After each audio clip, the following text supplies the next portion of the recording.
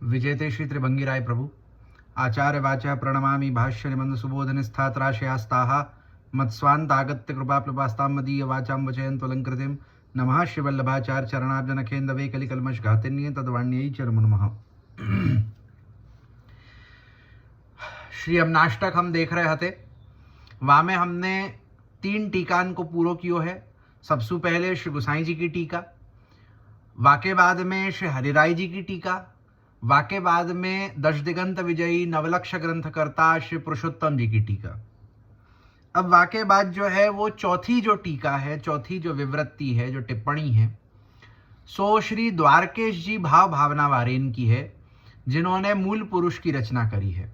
आप श्री की टीका जो है, आप श्री ने हूँ श्री गुसाई जी की टीका के ऊपर ही टीका करी है, स्वतंत्र रूप से टीका नहीं करी है। स्वतंत्र रूप से श्री गुसाई जी की टीका है और श्री गुसाई जी की टीका को समझाते भय विवृत्ति रूप से जो है वो श्री हरिराय जी, पुरुषोत्तम जी एवं द्वारकेश जी ने विवरण कियो है। तो अब जो है वो श्री द्वारकेश जी विरचित जो विवृत्ति है, जो टिप्पणी है, वाको देखें। नत्वा श्रीवल्लभाचार्यान् करुणारसपूरितान् श्री विठ्ठलेशांश्च विभूतिन् निजेभ्यो बुद्धिदायकान् श्रीमदाचार्य चरणाः स्वीयानां भक्तिसिद्धये अकार्षुः षोडश ग्रंथान् स्वसिद्धान्तार्थबोधकान् तद्व्याख्यानं कृतं पूर्वैः प्रभुभिश्च पृथक् क्वचित् यमुनाष्टकमारभ्य सेवाफलमुदाहृताः स्वगुरून् मथुरानाथान् गंगा च स्वीयमातरं हेतुः षोडश ग्रंथानां टीकानां च मयोच्यते। तो सबसे पहले जो है वो मंगलाचरण करके श्री द्वारकेश जी आप प्रारंभ करे हैं।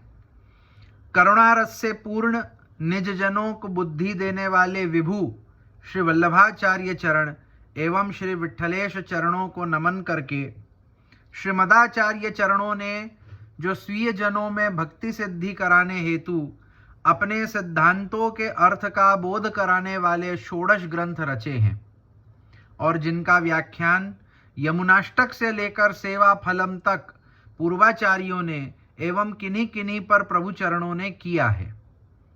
तो अपने गुरु श्री मथुरानाथ जी एवं माता गंगा को भी नमन करके षोडश ग्रंथ एवं उनकी टीकाओं का हेतु मैं यहाँ कह रहा हूँ। सो क्या कहे हैं कि श्री महाप्रभु जी ने अपने सिद्धांत को बोध करावे के लिए, अपने सिद्धांतन को समझावे के लिए, बतावे के लिए षोडश ग्रंथ यमनाष्टक सु लेकर के सेवा फलम पर्यंत रचे हैं। वामे कछुक षोडश ग्रंथन के ऊपर श्री गुसाई जी की टीका प्राप्त होवे है।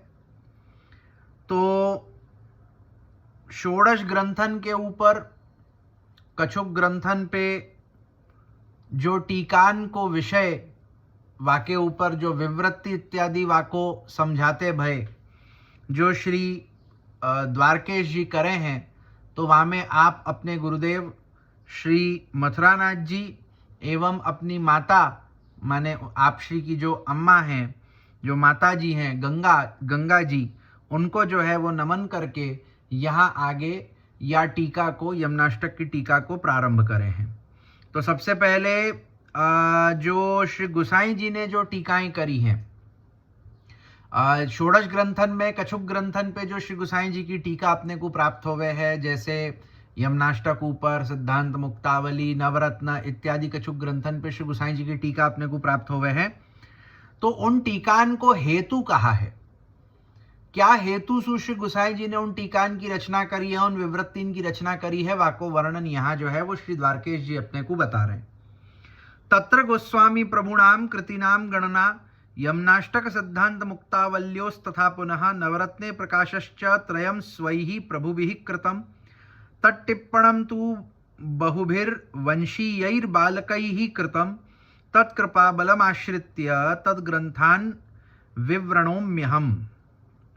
अब श्री गोस्वामी श्री प्रभुचरण श्री गुसाई जी की कृतियों की गणना करते हैं कि श्री गुसाई जी ने षोडश ग्रंथ में सु कितने ग्रंथन के ऊपर टीका करी गई है, टीका रची है। वाकी जो है वो गणना करके कहे हैं यमुनाष्टक, सिद्धांत मुक्तावली एवं नवरत्न प्रकाश, ये 3 टीकाएं अपने प्रभु चरणों ने की है।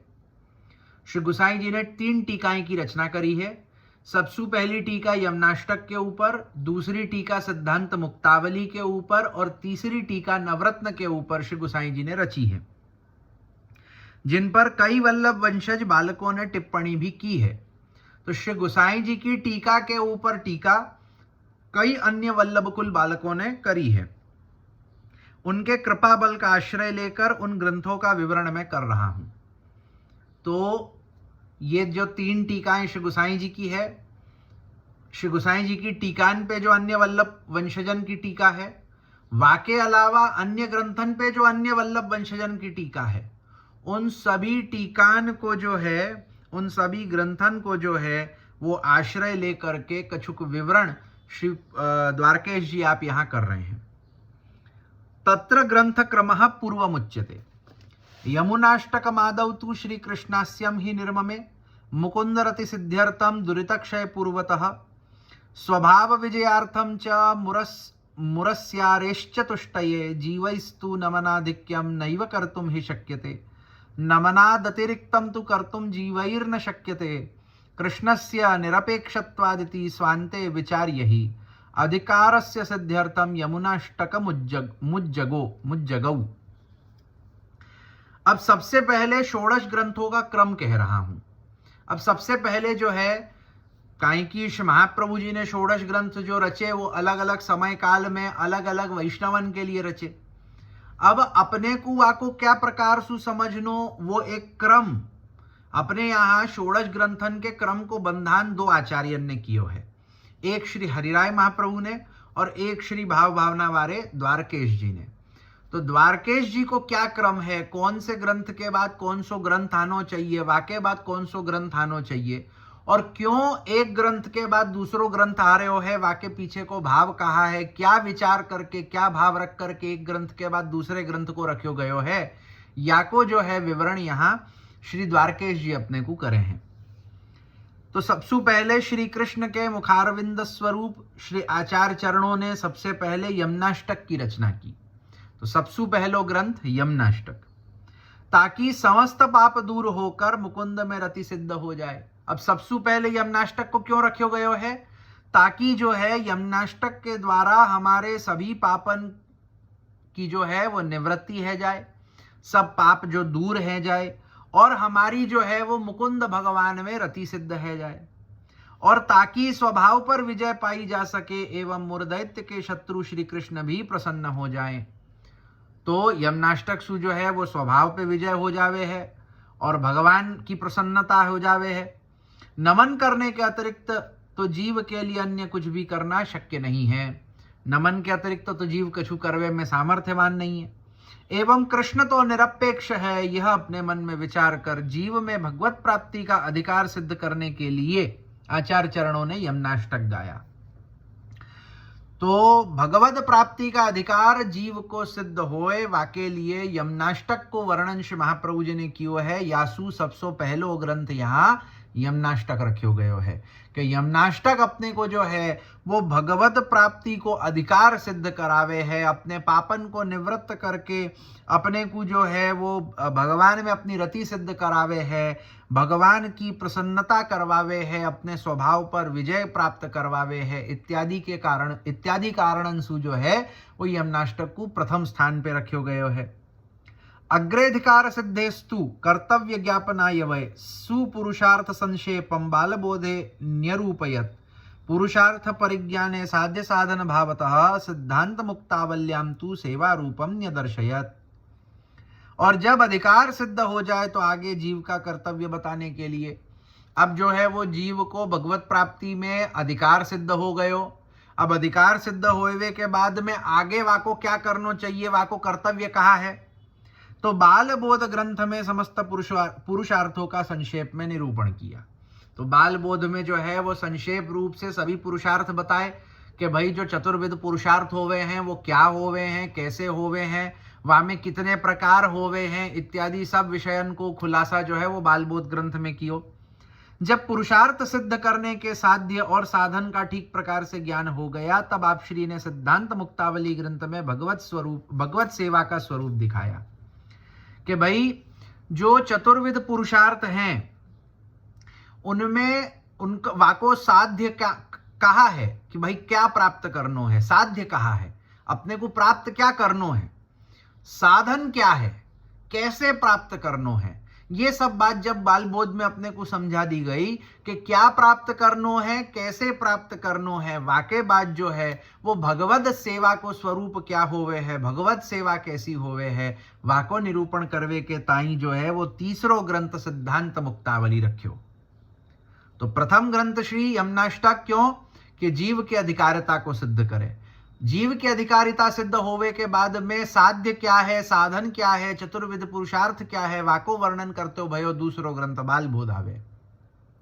वाके बाद तीसरो ग्रंथ आवे है कि भगवान की सेवा को स्वरूप क्या है, वाको बताते भाई तीसरो ग्रंथ सिद्धांत मुक्तावली आवे है। तत्र सेवा च द्विविधा प्रोक्ता बाह्याभ्यंतर भेदतः तन्निर्वाहाय सिद्धांत रहस्यम प्रभुरुक्तवान्। तत्र बाह्य पदार्थानां शुद्धिरुक्ता समर्पणे आंतराणां तु शुद्ध्यर्थम नवरत्नम तथा पुनः अंतःकरण संबोधम प्रकटीकृतवान् स्वयं बाह्याभ्यंतरयोः शुद्धिमेवमुत्पाद्य सप्रभुः मत्प्रभुः तन्निर्वाहार्थम विवेक धैर्याश्रय मरीरचत। अब सिद्धांत मुक्तावली ग्रंथ में भगवत सेवा बाह्य अभ्यंतर भेद से दो प्रकार की बताई गई है। तो भाई सिद्धांत मुक्तावली में सेवा दो प्रकार की बताई गई, एक बाह्य रूपी सेवा जाको तनुवित्तजा सेवा कहें, एक आभ्यंतर सेवा जाको मानसी सेवा कहें। उन दोनों प्रकार की सेवा का निर्वाह करने के लिए महाप्रभु जी ने सिद्धांत रहस्य ग्रंथ कहा। तो वो दोनों प्रकार की जो सेवाएं हैं, बाहरी सेवा तनुवित्तजा, आभ्यंतर मानसी सेवा, ये दोनों सेवाएं जो है वाको निर्वाह करवे के लिए, वाको निभावे के लिए क्या प्रकार सु वाको निभानो वाके लिए जो है वो सिद्धांत रहस्य ग्रंथ कियो है, यासु चौथे नंबर पे जो है वो सिद्धांत रहस्य को कहें। इस ग्रंथ में आप श्री ने समर्पण के माध्यम से बाह्य पदार्थों की शुद्धि होनी कही है। तो क्या प्रकार सु सर्वसमर्पण के द्वारा, असमर्पित त्याग के द्वारा इत्यादि जो है वो बाहरी पदार्थन की शुद्धि रहे है, वाको निरूपण जो है वो सिद्धांत रहस्य ग्रंथ में श्री आचार्य चरण ने कियो है कि भाई जैसे अपने बाहरी जो पदार्थ होवे हैं, जो वस्तुएं होवे हैं, जो सेवा में आवे हैं, अपने सुसंबंधित होवे हैं, उनमें जो अशुद्धता होवे व अशुद्धता को शुद्धता करवे के लिए, वाको अशुद्ध सुशुद्ध बनावे के लिए जा प्रकार के सर्वसमर्पण, असमर्पित त्याग, सामीभुक्त समर्पण का त्याग इत्यादि के विषय में जो है वो सिद्धांत रहस्य ग्रंथ में श्री आचार्य चरण ने बहुत ही विस्तार पूर्वक कहो है कि अपनी बाहरी जो भी वस्तुएं हैं उनको शुद्ध कैसे रखनो। आंतरिक शुद्धि के लिए आप श्री ने नवरत्न ग्रंथ लिखा। तो आंतरिक शुद्धि कि भाई भीतरी रूप सु जो हमारी शुद्धि है, काहे की मानसी भीतरी रूप सु होवे, तो भीतरी रूप सु जो है वो चिंता इत्यादि सु हम अशुद्ध होवे हैं, तो उन चिंतान को दूर करवे के लिए भीतरी रूप सु, आंतरिक रूप सु अपने आप को जो है वो शुद्ध करवे के ताई श्री महाप्रभु जी ने नवरत्न ग्रंथ रचियो। इसके पश्चात आप श्री ने स्वयं अपने अंतःकरण को संबोधित करते हुए अंतःकरण प्रबोध ग्रंथ प्रकट किया। तो वाके बाद जो है श्री महाप्रभु जी ने अपने ही स्वयं के अंतःकरण को संबोधित करते भय अंतःकरण प्रबोध लिखियो। सो बाह्याभ्यंतर शुद्धियां बताकर मेरे महाप्रभु जी ने शुद्धियां बनी रहे तदर्थ विवेक धैर्याश्रय ग्रंथ की रचना करी। तो सबसे पहले जीव को अधिकार सिद्ध करवे के ताई यमुनाष्टक, पुरुषार्थ को स्वरूप, साध्य साधन इत्यादि को स्वरूप बताएवे के लिए बालबोध, सेवा को स्वरूप बताएवे के लिए सिद्धांत मुक्तावली, वाके बाद में जो है वो सेवा को निर्वाह क्या प्रकार सु होएगो, वा में बाहरी शुद्धि क्या प्रकार सु होएगी, वाके लिए सिद्धांत रहस्य, वाके बाद में आंतरिक शुद्धि क्या प्रकार सु होएगी, वाके लिए नवरत्न, वाके बाद शुद्ध अंतःकरण को जो है वो संबोधित करते भय अंतःकरण प्रबोध, अब जो हमारी बाहरी और आंतरिक शुद्धि इन सबंसु भई, वाकी शुद्धि बनाए रखवे के लिए, वाकी शुद्धि को वो जो शुद्धि भई है बाहरी आंतरिक रूप सु, वाको निर्वाह करवे के लिए जो है वो विवेक धैर्य आश्रय। तो यहां हमारे जो हैं वो 7 ग्रंथ हुए हैं। तत्राश्रय चित्त दोषान्न स्थिरो भवतीति विचार्य कृष्णाश्रयाख्यम ग्रंथम सूक्ष्मम न्यरूपयत्। आश्रय तु स्थिरे सिद्धे स्वकीयार्थ प्रसिद्धये चतुश्लोकीम चकाराग्निरुद्दिश्य स्वमनः प्रति। अब चूंकि चित्त दोष के कारण भगवद आश्रय स्थिर नहीं रह पाता, अतः ऐसा विचार करके आप श्री ने कृष्णाश्रय नामक सूक्ष्म ग्रंथ का निरूपण किया कि भाई शुद्धि जो है वाको निर्वाह करवे के ताई विवेक धैर्य आश्रय की रचना करी। अब वा में आश्रय को निरूपण कियो। अब काई की अपने चित्त में दोष होवे है, वाकी वजह से अपनो आश्रय जो है वो स्थिर नहीं रह पावे, बार बार छूट जावे है। तो वह आश्रय की स्थिरता की सिद्धि के ताई श्री महाप्रभु जी ने जो है वो कृष्णाश्रय ग्रंथ रचियो। तो 8वां नंबर कृष्णाश्रय को।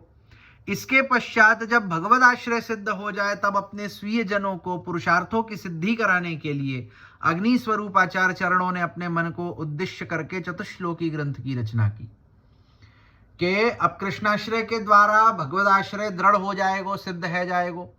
वाके बाद हम जहाँ भक्ति मार्ग में चल रहे हैं, वह भक्ति मार्गीय पुरुषार्थन की सिद्धि के ताई के वह पुरुषार्थन की सिद्धि कैसे करनी और कैसी होनी चाहिए, वाके ताई जो है वो चतुश्लोकी ग्रंथ की रचना आप श्री ने करी है, जहां आपने भक्ति मार्गीय चतुर्विध पुरुषार्थन को निरूपण कियो है कि ये क्या होवे हैं और कैसे वाको सिद्ध कियो जावे है। ततो मार्ग त्रयस्यापि बोधनार्थम कृपानिधि पुष्टि प्रवाह मर्यादा ग्रंथम गूढ़मचीकरत एवं भक्ति प्रकरणम महाकारुणिकस्ततः दृढ़ीकृत्य प्रवृद्ध्यर्थ मकरोद भक्तिवर्धिनीम।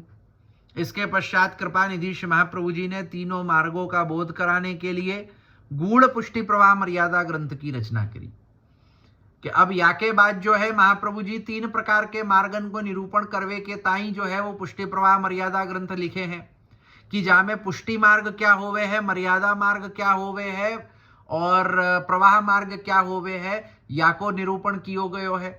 या के जो है और अवान्तर जो भेद होवे हैं वो सब क्या होवे हैं, ये सब बतावे के ताई ये ग्रंथ कियो। इस प्रकार से भक्ति प्रकरण को दृढ़ करने के पश्चात महाकारुणिक श्री महाप्रभु जी ने भक्ति को प्रवृद्ध करने हेतु भक्तिवर्धिनी ग्रंथ की रचना की। वाके बाद जो है वो भक्ति को दृढ़ करवे के ताई क्या प्रकार सु भक्ति को और वृद्धि को प्राप्त करानो, क्या प्रकार सु भक्ति को और बढ़ानो।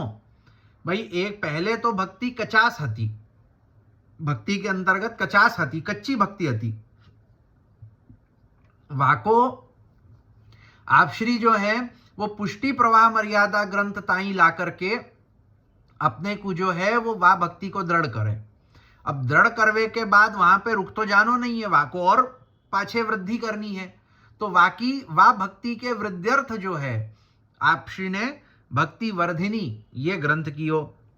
एवं भक्तिम वर्धयित्वा जलभेद मिषेण तु भक्ता नाम लक्षणम प्राह सर्ववादी निरासकृत पद्यानि च तदर्थम ही प्रोवाच निखिलेष्टदः उक्तश्च भक्तिवर्धिन्यां त्यागो भक्ति विवर्धनः अतस्तस्य विवेकार्थम संन्यास निर्णयम जगौ। तो इस प्रकार भक्ति का वर्धन करके जल के भेद बताने के बहाने से सर्ववाद निराश करता श्री महाप्रभु जी ने जलभेद नामक ग्रंथों में भक्तों के लक्षण कहे। तो भक्ति को वर्धन करवे के बाद आपने श्रोता वक्ता काहे की अब भक्ति को जब वर्धन होएगो तो वाको संभालनो भी पड़ेगो। तो कैसो श्रोता होना चाहिए, कैसो वक्ता होना चाहिए, कौन सु कथा सुननी, कौन सु कथा नहीं सुननी, कौन सु सुनवे पे कैसो वाको फल होएगो, ये सब बात को निरूपण करते भय जल के विविध भेद बताते भय वाकू कंपैरेटिव एनालिसिस करते भय कि भाई क्या प्रकार को जो जैसे गड्ढा को जल होवे, तालाब को जल होवे, कुआं को जल होवे, नदी को जल होवे, अलग अलग प्रकार के जल हैं, वाही प्रकार सु अलग अलग वक्ता हुए हैं कि उनकी कथा सुनवे सु क्या प्रकार को अपने को फल होएगो, क्या प्रकार को अपने हृदय में भाव होएगो इत्यादि बताते भाई आपने जलभेद ग्रंथ कियो है। और उसी के लिए निखिलेश तद श्री महाप्रभु जी ने पंचपद्यानी ग्रंथ भी कहो है। तो पंचपद्यानी ग्रंथ वाके बाद श्री महाप्रभु जी ने कहो है श्रोतान के लिए कि श्रोता कैसो होना चाहिए। जलभेद में बतायो वक्ता कैसो होना चाहिए, पंचपद्यानी में बतायो श्रोता कैसो होना चाहिए। भाई उत्तम श्रोता होएगो, उत्तम वक्ता होएगो, तभी तो भगवत कथा को फल होएगो, अन्यथा कैसे होएगो। तो भक्ति का विशेष रूप से वर्धन करने वाले श्री महाप्रभु जी ने भक्ति वर्धिनी में त्याग के विषय में भी कहा है। अतः उस त्याग का स्वरूप क्या है यह बताने के लिए आप श्री ने संन्यास निर्णय ग्रंथ की रचना की कि भक्ति वर्धिनी में जहां भक्ति की वृद्धि क्या प्रकार सु करनी, भक्ति को वर्धन कैसे करनो, ये बताए हुए में आपने वहां तहां त्याग को हु वर्णन कियो है कि भाई जब हम लौकिक को त्याग करेंगे तब भक्ति को वर्धन होवे है। तो वह त्याग को मतलब वहां तो एक मात्र एक उल्लेख कर दियो कि त्याग, अब वो त्याग को स्वरूप क्या होवे है, भक्ति मार्गीय त्याग कैसो होवे है, वाको एक सविस्तार स्वरूप जो है आप श्री ने संन्यास निर्णय ग्रंथ में बतायो है। भाव सिद्धौ भाव नैव साधनम त्वपरम नहीं निरोध लक्षणे भावम व्रजस्थाना मतश्चकौ इत्थम पंचदश ग्रंथैर भावम संसाध्य कारणम उद्वेग प्रतिबंधानाम साधनैर वारणैहि सह फलम स कथयांश्चक्रे सेवा फल निरूपणम तस्याप्यति दुरूहत्वाद विवृत्तिम चाकरोद्विभुः। भगवान में भाव सिद्ध करने के लिए तो भावना ही साधन है, अन्य साधन कदापि नहीं। अतः निरोध लक्षण ग्रंथ में आप श्री ने ब्रजवासियों का भाव बताया है कि भाई क्या कहे हैं कि भगवान में भाव सिद्ध करवे के ताई भावना ही होनी आवश्यक है, भावना सु ही भगवान जो है वो रीझे हैं। तो वाके लिए जो है वो आपने निरोध लक्षण ग्रंथ में ब्रजवासीन की जो ब्रज के जो जीव हैं जिन्होंने भगवान के संग में वा प्रकार की लीलाएं करी हैं, वा प्रकार की लीलाएं को आनंद लियो है, तो वह ब्रजवासीन को भाव बताए हुए के ताई आपने निरोध लक्षण ग्रंथ कियो है। इस प्रकार से 15 ग्रंथों में भाव को भगवत प्राप्ति में मूल कारण सिद्ध करके उद्वेग प्रतिबंध उत्पन्न करने में क्या साधन होते हैं एवं उन साधनों का निवारण कैसे होगा। क्या कहे हैं कि इन 15 ग्रंथन में यमुनाष्टक सु लेकर के निरोध लक्षण पर्यंत इन 15 ग्रंथन में यहां ताई अपने को समझा दियो कि भाव सु भगवत प्राप्ति होएगी। तो अब वाके बाद जो उद्वेग प्रतिबंध आवे हैं, कहीं की भाव जो है वो तो हृदय में आवे हैं और हृदय में उद्वेग रूपी प्रतिबंध होवे है। अब वो जो उद्वेग रूपी प्रतिबंध होवे है वो कैसे उत्पन्न होवे है, क्या साधन है जासु हमारे हृदय में उद्वेग उत्पन्न होवे है, और वा उद्वेग को निवारण कैसे करनो, वा को दूर कैसे करनो, साथ ही साथ फल भी कैसे प्राप्त होएगो। भाई फल कैसे प्राप्त होएगो, चलो ये सब तो कियो, परंतु अब फल कैसे मिलेगो भगवत प्राप्ति रूपी, यह बताने के लिए आप श्री ने सेवा फल ग्रंथ का निरूपण किया। अब वाके बाद आपने 16वां ग्रंथ जो है वो सेवा फल निरूपण कियो है। चूंकि सेवा फल ग्रंथ को समझना भी दुरूह है, अतः श्री महाप्रभु जी ने इसकी विवृत्ति भी लिखी। तो सेवा फल ग्रंथ श्री आचार्य चरण ने रचियो, वाके बाद आप श्री को स्वयं को ऐसो विचार भयो कि या ग्रंथ को समझनो थोड़ो कठिन है, आसानी से सेवा फल ग्रंथ को नहीं समझो जा सके। वो यासु श्री महाप्रभु जी ने स्वयं ही सेवा फल की विवृत्ति हु करी। सेवा फल आप श्री ने रचियो, वाके बाद सेवा फल की विवृत्ति, सेवा फल की टीका, सेवा फल को विवरण आप श्री ने स्वयं रचियो। कहीं कि आपको ऐसो विचार भयो कि या ग्रंथ थोड़ो कठिन होएगो या को समझनो, तो यासु वाको थोड़ो आसान करवे के ताई आपने वाकी टीका करी। एवं षोडश भिर ग्रंथैहि पुरुषोत्तम सेवनम प्रतिपाद्य फलत्वेन चक्रे जीवो धृतिम विभुः अवतार दशायां तु उद्धृति रूप दर्शनात् इह नामात्मकैर ग्रंथैहि स्वदासानां सदोद्धृतिः तस्मात् सर्व प्रयत्नेन देवैहि कर्तव्यमेव हि सेवनम श्री ब्रजेशस्य तद्ग्रंथानां च पाठनम। तो इस प्रकार षोडश ग्रंथों के द्वारा पुरुषोत्तम की सेवा का प्रतिपादन करके उस सेवा को जीव का उद्धार होने में फलरूप बताकर आप श्री ने जीवों का उद्धार किया। तो षोडश ग्रंथन के द्वारा कोई हु ग्रंथन को अपन अगर देखें तो वो ग्रंथ मात्र और मात्र सेवा को प्रतिपादन करे हैं। भगवान पुरुषोत्तम की सेवा को प्रतिपादन, सेवा प्रकार को प्रतिपादन करवे के ताई जो है श्री महाप्रभु जी ने षोडश ग्रंथन को रचियो है। षोडश ग्रंथन के अध्ययन करवे पे अपने को ये समझेगो कि अगर अपन पुष्टि मार्ग में आए हैं या में अपन ने ब्रह्म संबंध लियो है, अपन या में दीक्षित भय हैं, तो अपनो मात्र कर्तव्य भगवत सेवा है। और वो भगवत सेवा क्या प्रकार सु करनी, कैसे करनी, वा में आते भय प्रतिबंधन को दूर कैसे करनो, वा में कैसे आश्रय दृढ़ रखनो, वा भक्ति में अपनो वर्धन कैसे करनो, इत्यादि सब प्रकारन को वर्णन जो है वो सेवा के विषय में श्री महाप्रभु जी षोडश ग्रंथन में करे हैं। उस सेवा को जीव का उद्धार होने में फलरूप बताकर आप श्री ने जीवों का उद्धार किया है कि भाई जो भगवत सेवा है, भगवत सेवा ही जीवन के उद्धार के लिए फलरूप है। अगर पुष्टि जीव को अपनो उद्धार करनो है, वो चाहे कि अब मेरो उद्धार होए, तो वाके लिए एकमात्र कर्तव्य है भगवत सेवा। और भगवत सेवा सु क्या प्रकार सु उद्धार होवे है, भगवत सेवा क्या प्रकार सु फलरूप होवे है, वाको वर्णन इन षोडश ग्रंथन में श्री महाप्रभु जी ने कियो है। आचार्य चरणों ने अपनी अवतार दशा में तो स्वयं अपने रूप द्वारा उद्धार किया कि भाई जब अवतार काल हतो, श्री आचार्य चरण अपन सवन को जो है वो अपने इन लौकिक नेत्रन सु दीखते हते। श्री महाप्रभु जी तो आज हु विराज रहे हैं, नित्य लीला है, नित्य लीला नित्य नौतन श्रुति न पामे पार, लीला तो नित्य है। श्री आचार्य चरण अबहु विराज रहे हैं, परंतु अपने को अपनी या लौकिक आखन सु नहीं दिखे है। कोई ऐसो कृपा पात्र भगवदीय होवे जाको वा प्रकार की अलौकिक दिव्य दृष्टि प्राप्त होवे है, वाको श्री आचार्य चरण को प्रत्यक्ष दर्शन होवे है। तो जा समय श्री आचार्य चरण प्रत्यक्ष दर्शन देते हते इन लौकिक नेत्रंसु, वाको अपन अवतार काल माने हैं, अभी जो है अनवतार काल है। तो अवतार काल के समय श्री आचार्य चरण तो आप स्वयं अपने स्वरूप सु उद्धार करते हते, कोई साधन की अपेक्षा नहीं होती। यही कारण सु अपन देख पावे हैं 84 वैष्णव वार्ता इत्यादि में कि जहां पे ब्रह्म संबंध कराए मात्र सु या ब्रह्म संबंध सु पूर्व ही वह जीवन को जो है वो भगवान को सानुभाव हतो। कि जैसे अपन अली खान पठान पीर जादी की वार्ता देखें 252 में, ब्रह्म संबंध तो पीछे भयो, पहले ही श्री जी जो है वो पीर जादी के संग में जो है वो नृत्य कर रहे हैं, खेल रहे हैं। वो तो पाछे श्री जी ने आज्ञा करी कि तुम जाकर के गुसाई जी सु ब्रह्म संबंध लो। तो महाप्रभु जी या रसखान जी को अपन देखे हैं तो कई ऐसे अपने को प्रसंग देखने में आएंगे।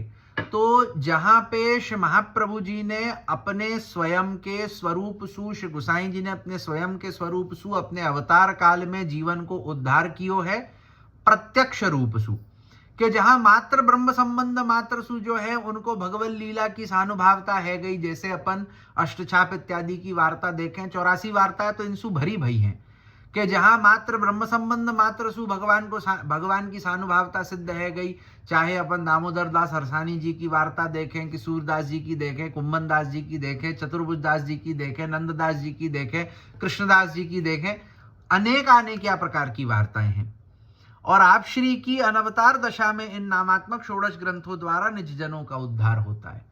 कि आज के समय में जब अनवतार काल है, जब श्री आचार्य चरण अलौकिक रूप से तो विराज रहे हैं, परंतु अपने को इन लौकिक दृष्टि सु, इन लौकिक नेत्रन सु आप श्री के दर्शन नहीं हुए हैं, ऐसे अनवतार काल में, अनवतार दशा में श्री महाप्रभु जी की वाणी स्वरूप, श्री महाप्रभु जी के ही श्रीअंग स्वरूप जो ये षोडश ग्रंथ है, ये अपनो उद्धार करे हैं। कि जा प्रकार सु भागवत के जो 12 स्कंद है वो भगवान को नामात्मक स्वरूप है। कि जा प्रकार सु अपन वहां कहे हैं कि प्रथम स्कंद भगवान को ये अंग है, द्वितीय स्कंद भगवान को ये अंग है, तृतीय स्कंद भगवान को ये अंग है।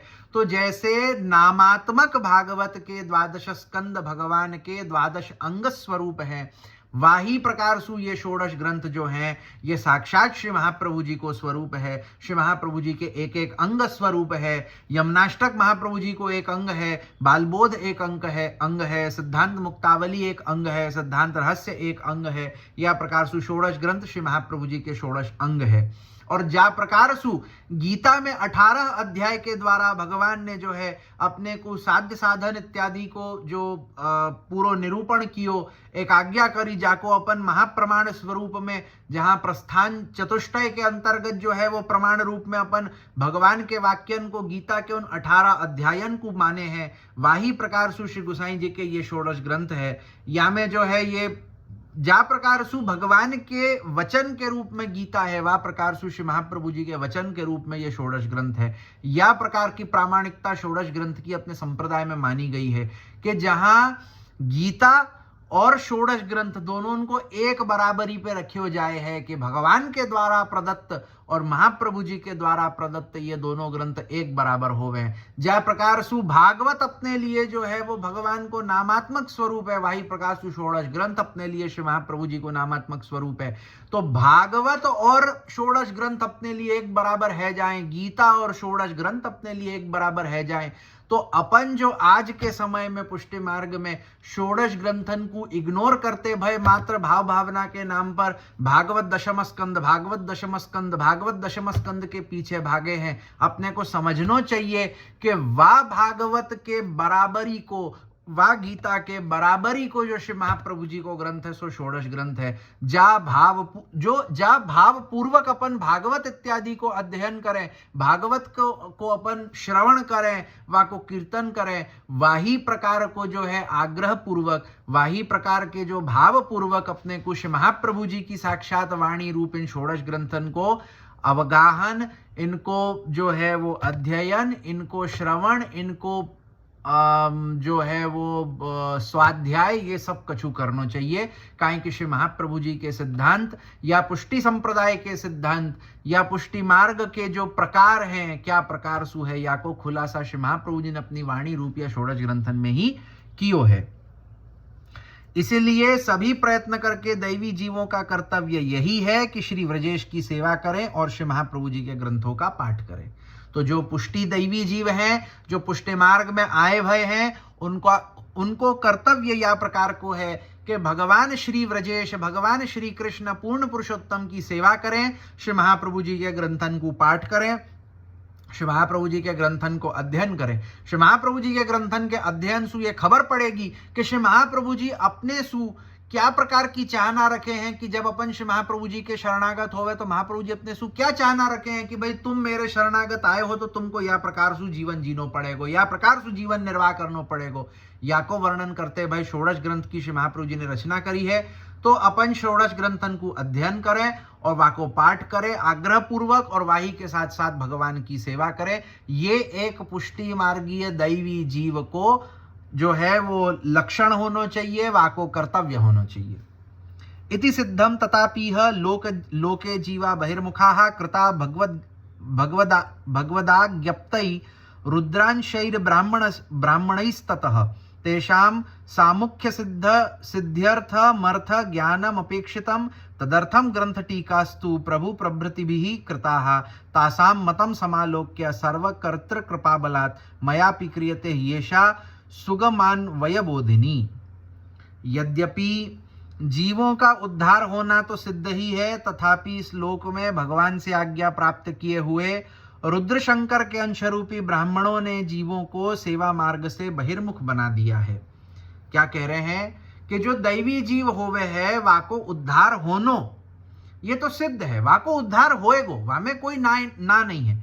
काहे कि भगवान ने तो दैवी जीवन को प्रागट्य ही आ लिए कियो है। गीता में हूँ भगवान 16वें अध्याय में जहां आप दैवी आसुरी जीवन के विषय में आज्ञा करे हैं, तो वहां आप ये कहे हैं कि दैवी जीवन को प्रागट्य ही आके लिए है, परंतु भगवान की ही आज्ञा सु शिवजी के अंश रूप में जो शंकर हुए, शंकराचार्य इत्यादि जो आदि शंकराचार्य हुए और उनके द्वारा जो प्रदत्त मत भयो, उन लोगों ने जो है वो भगवान की ही आज्ञा सु ही, या में अपने को जो है वो शंकराचार्य जी को न्यून नहीं गिनना चाहिए। शंकराचार्य जी में कोई न्यूनता नहीं है, आप भगवत अवतार स्वरूप ही हैं।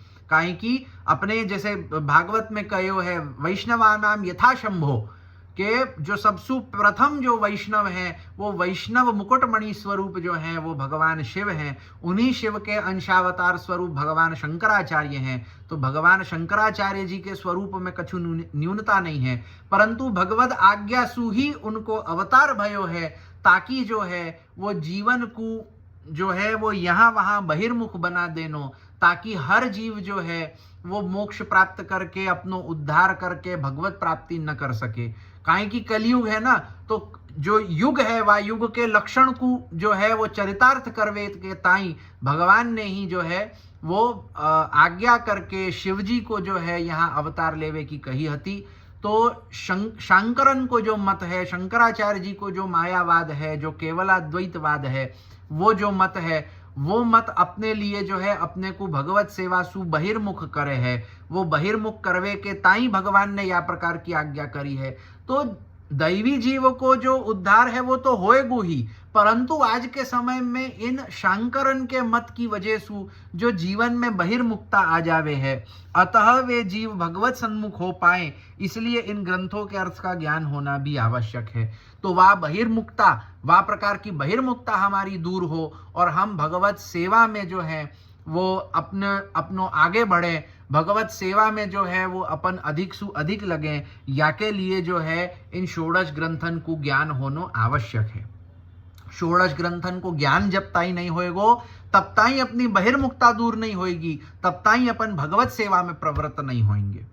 इसी कारण प्रभुचरण इत्यादि महानुभावों ने इन ग्रंथों की टीकाएं भी लिखी हैं कि यही कारण सु श्री गोसाई जी ने, श्री हरिराय जी ने, श्री पुरुषोत्तम जी, श्री गिरधर जी इत्यादि, श्री गोकुलनाथ जी, कई बालकन ने, कई वल्लभ कुल वंशजन ने जो है वो चाहे ब्रजराज जी हों, काका वल्लभ ये चाचा गोपीश जी हों, कल्याण राय जी हों, गोकुलोत्सव जी हों, कई बालकन ने जो है वो अथक प्रयास करके, श्रम लेकर के इन ग्रंथन की टीका यही सु रची है कि उन टीकान के द्वारा हम जो है महाप्रभु जी के इन षोडश ग्रंथन को और अच्छी तरह से समझ पावे, उनको ज्ञान हमको सही तरीके से हो पावे। उन सभी टीकाओं के मत का व्यवस्थित अवलोकन करके उन सभी टीकाकारों के कृपा बल से मैं भी इस यमुनाष्टक ग्रंथ का सुगमता से बोध कराने वाली टीका लिख रहा हूं। तो अन्य बड़े आचार्यन ने, श्री गोसाई जी ने, श्री हरिराय जी ने, श्री पुरुषोत्तम जी ने यमुनाष्टक के ऊपर जो टीकाएं रची, वा टीकाओं को, वा टीकान के कृपा बलसु, वा टीकाकारन के कृपा बलसु श्री द्वारकेश जी आप आज्ञा करे हैं कि या यमुनाष्टक ग्रंथ की एक टीका रचवे को जो प्रयास है वो मैं हूँ कर रहा हूँ। तो जो बड़े आचार्य हैं, बड़े आचार्यन, बड़े टीकाकारन की कृपा बलसु मैं या प्रकार को प्रयास कर रहा हूँ कि या यमुनाष्टक पे कछु लिख पाऊँ।